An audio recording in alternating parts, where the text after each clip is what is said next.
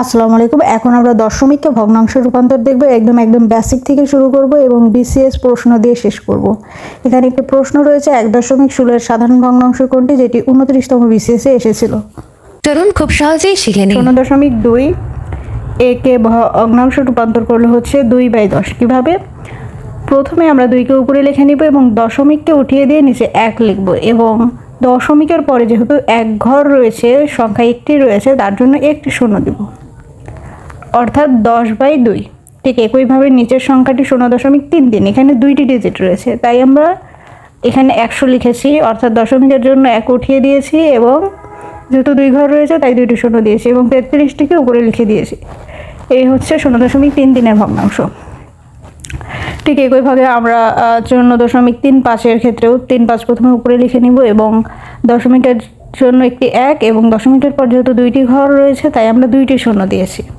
এখানে যেহেতু অঙ্কটি কাটাকাটি করা সম্ভব হয় তাই আমরা কাটাকাটি করে নিয়েছি। 5×20 100, তাই 20 এবং 5×7 35। 5 দিয়ে খুবই সহজে এটি কাটাকাটি করা যায়। তো অঙ্কগুলোকে এইভাবে খুবই সহজে নিজেদের সুবিধা মতো, নিজেদের প্রয়োজন মতো অঙ্কগুলোকে ছোট করতে হয় এবং এটি খুবই ভালো প্র্যাকটিস। এখন আমরা 29তম বিসিএসে আসা একটি প্রশ্নের সমাধান দেখব।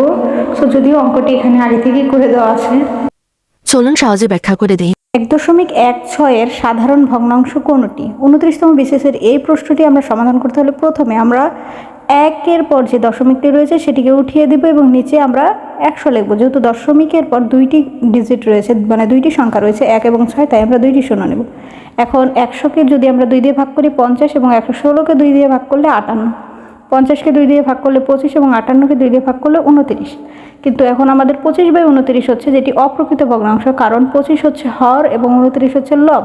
হরের চেয়ে লব বড় হলে সেটি অপ্রকৃত ভগ্নাংশ হয় এবং এর জন্য আমরা এটিকে মিশ্র ভগ্নাংশ প্রকাশ করব।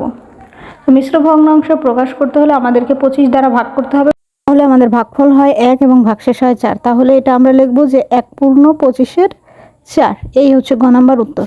ধন্যবাদ সবাইকে। ভিডিওটি ভালো লাগলে অবশ্যই লাইক, কমেন্ট এবং শেয়ার করবেন।